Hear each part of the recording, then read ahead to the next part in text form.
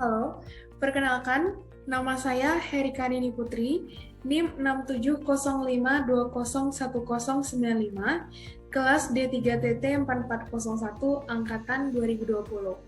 Pada video kali ini, saya akan menjelaskan jurnal modul 1 Praktikum Sistem Komunikasi Optik, di mana terdapat 3 soal pada jurnal Praktikum modul 1. Yang pertama, perkenalan diri. Yang kedua, penjelasan ulang materi dan modul 1 dengan bahasa sendiri. Dan yang ketiga adalah kritik dan saran untuk asisten. Nah, tanpa berlama-lama, saya akan menjelaskan tentang materi dan modul 1. Pada modul 1 Praktikum Sistem Komunikasi Optik, kita akan belajar tentang pengenalan sistem komunikasi optik. Jadi, langsung saja saya akan menjelaskan tentang pengertian dari serat optik. Apa sih serat optik itu? Jadi, serat optik, fiber optik, atau kabel optik adalah saluran transmisi yang terbuat dari kaca atau plastik yang digunakan untuk mentransmisikan data melalui media berupa cahaya dari satu tempat ke tempat yang lainnya, dengan waktu yang sangat cepat dan juga data yang sangat besar. Dilihat dari sejarahnya, fiber optik ini dikembangkan pada akhir tahun 1960 yang terbuat dari dielektrik berbentuk seperti kaca. Selanjutnya saya akan menjelaskan tentang apa sih perbedaan dari sistem komunikasi biasa dengan sistem komunikasi optik. Nah, letak perbedaan sistem komunikasi biasa dengan SKO atau sistem komunikasi optik adalah pada proses pengiriman sinyalnya. Jadi, pada sistem komunikasi optik, sinyal yang diterima oleh receiver atau penerima itu adalah sinyal berupa optik ataupun cahaya. Sedangkan pada sistem komunikasi biasa, sinyal yang diterima oleh receiver atau penerima itu adalah berupa sinyal listrik atau elektrik. Nah, walaupun di sistem komunikasi optik ini yang diterima pada receiver itu adalah berupa sinyal optik atau cahaya, tetapi keluarannya tetap sinyal listrik. Nah, jadi nanti setelah sampai di receiver, sinyal cahaya atau optik itu akan diubah lagi menjadi sinyal listrik kembali. Nah, jadi itu adalah perbedaan dari sistem komunikasi optik dan sistem komunikasi biasa. Selanjutnya, saya akan menjelaskan tentang kelebihan dan kekurangan dari serat optik. Yang pertama, saya akan menjelaskan dari kelebihan serat optik. Apa saja sih kelebihan dari serat optik? Nah, jadi yang pertama kelebihannya, serat optik memiliki bandwidth ataupun pita yang sangat lebar. Dia mencapai order gigahertz. Jadi, karena pitanya yang begitu lebar, jadi si serat optik ini mampu membawa informasi yang sangat besar. Yang kedua, serat optik mudah dalam penanganan dan instansi karena ukurannya yang sangat kecil dan juga murah. Yang ketiga, isyarat cahaya tidak terpengaruh oleh derau elektris maupun medan magnetis. Jadi apa sih derau? Jadi derau itu biasa juga disebut dengan noise. Nah, jadi noise adalah sinyal gangguan yang bersifat elektris maupun elektronis yang hadir dalam suatu sistem dalam bentuk gangguan yang bukan merupakan sinyal yang diinginkan, atau biasa kita bilang kalau noise itu gangguan. Nah, yang keempat, kelebihannya itu isyarat dalam kabel serat optik ini terjamin keamanannya. Dan yang terakhir, susutan sangat rendah sehingga memperkecil yang namanya jumlah pengulangan atau repeater. Nah, yang kedua, kita akan membahas tentang kekurangan dari serat optik. Apa sih kekurangan dari serat optik? Jadi, kekurangannya yang pertama itu adalah kurang tahan terhadap tekanan mekanis dibandingkan kabel tembaga. Yang kedua, relatif sulit saat instalasi.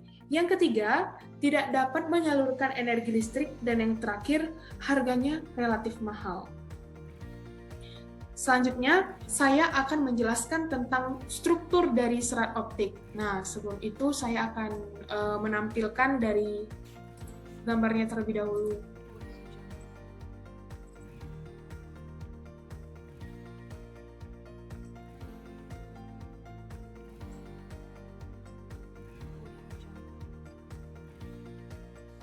Nah, berikut merupakan gambar dari struktur serat optik. Yang pertama itu ada jacket kabel, ataupun yang terluar ya. Yang lapisan terluar itu dinamakan jacket kabel. Terus lapisan kedua itu namanya strengthening atau serat penguat. Lapisan ketiga namanya coating atau pelindung. Lapisan keempat dinamakan dengan cladding atau selubung. Dan yang terakhir ini lapisan yang paling dalam atau nomor 5 itu disebut core atau inti kabel. Nah, saya akan menjelaskan dari lapisan yang terluar terlebih dahulu, yaitu jacket kabel. Jadi, jacket kabel ini berfungsi sebagai pelindung keseluruhan bagian dalam kabel serat optik. Nah, lapisan kedua selanjutnya ada strengthening atau serat penguat.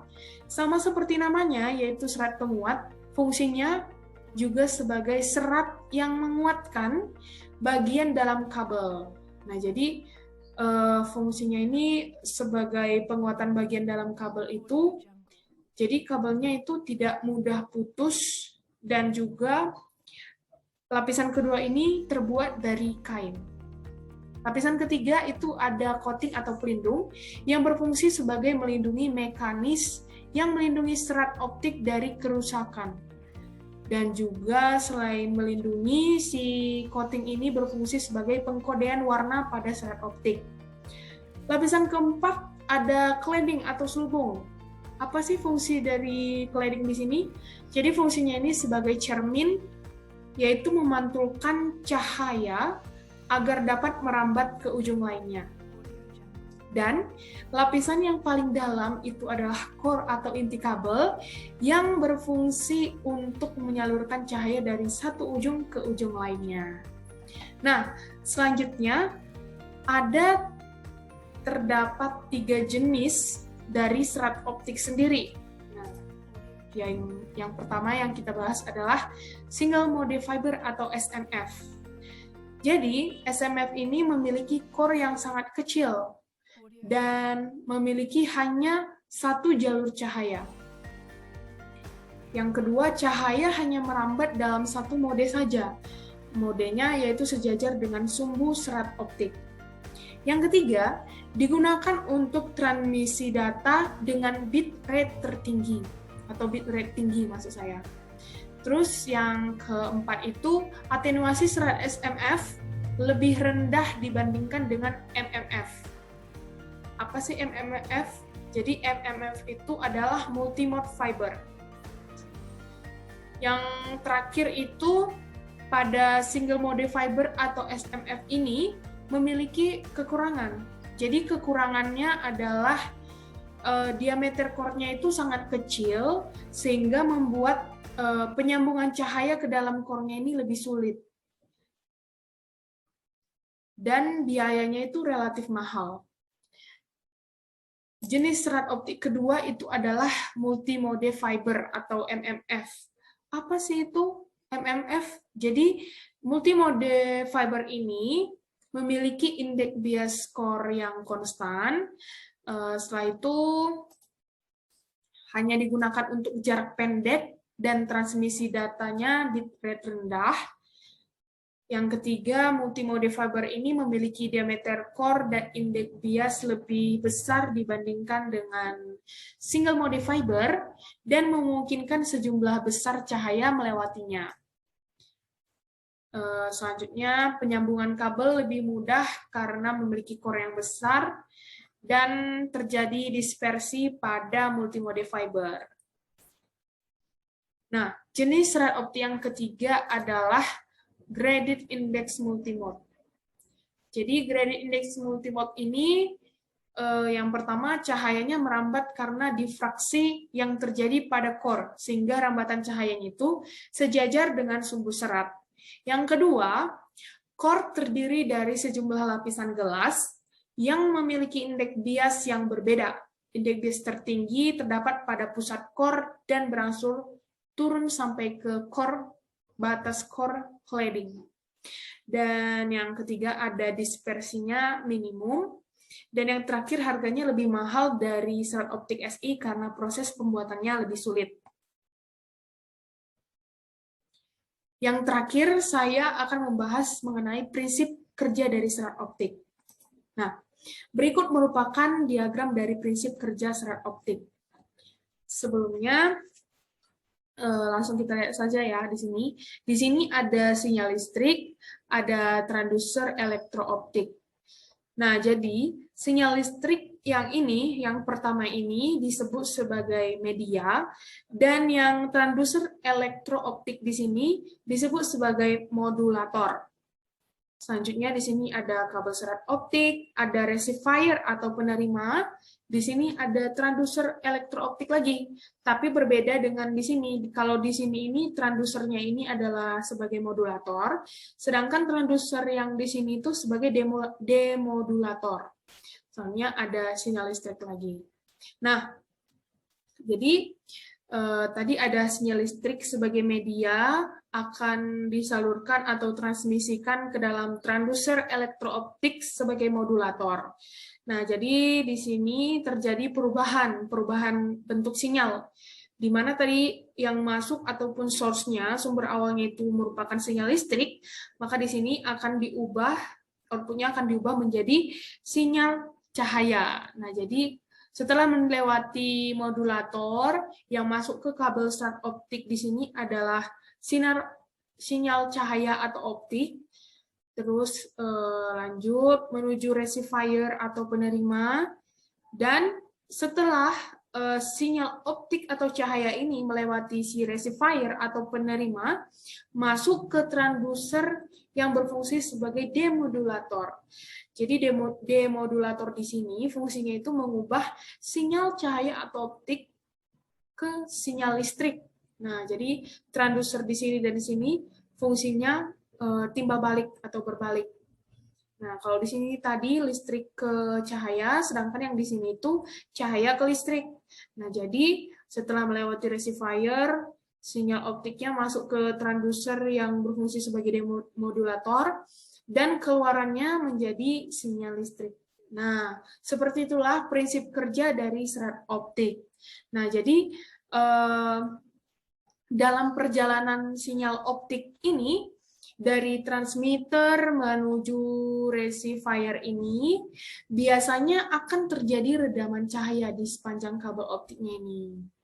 Nah, oleh karena itu, jika jarak transmisinya jauh, maka diperlukan sebuah repeater ataupun banyak repeater. Kalau bergantung jaraknya sih, kalau misalnya jaraknya sedikit ya mungkin tidak diperlukan repeater, tapi kalau udah jauh sedang dimungkinkan ada satu repeater.